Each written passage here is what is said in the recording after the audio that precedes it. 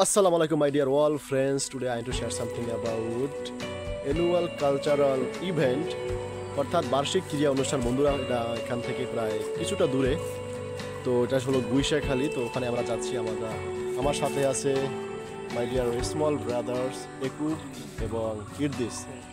বন্ধুরা, আমরা প্রায় কাছাকাছি চলে এসেছি, আর কিছুক্ষণের মধ্যেই আমরা স্কুলে পৌঁছাবো।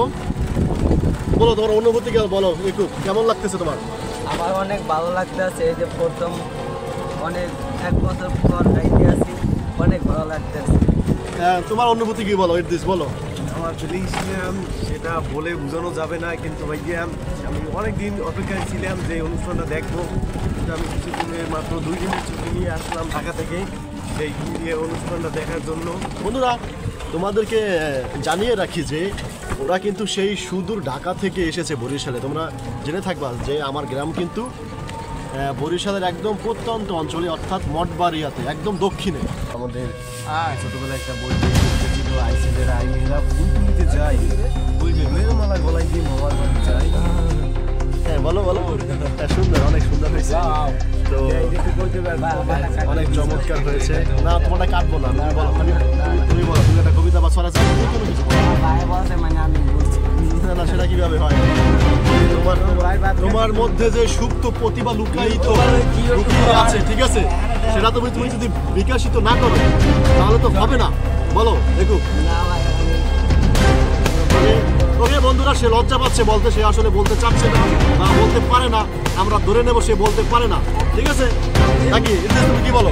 ইদ্রিস কিন্তু একটি ছড়া বলেছে যে আয় ছেলেরা আয় মেয়েরা ফুল তুলিতে যাই, ফুলের মালা গলায় দিয়ে মামার বাড়ি যাই। বন্ধুরা, আমরা মামা বাড়ি যাচ্ছি না, কিন্তু আমরা বার্ষিক সংস্কৃতি অনুষ্ঠান দেখতে যাচ্ছি গুইশাখালী। তোমরা জেনে থাকবে বাংলাদেশের একদম প্রত্যন্ত অঞ্চলে, বন্ধুরা দক্ষিণ অঞ্চলে, অর্থাৎ এতটাই দক্ষিণে যে এটা হলো বঙ্গোসাগরে আমরা ডুব দিয়ে গোসল করে দুপুরে খাবার খাই, এতটাই আমরা বঙ্গোসাগরের কাছে। বন্ধুরা, তোমাদেরকে নিয়ে যাচ্ছি একদম গন্তব্যস্থলে। ওকে,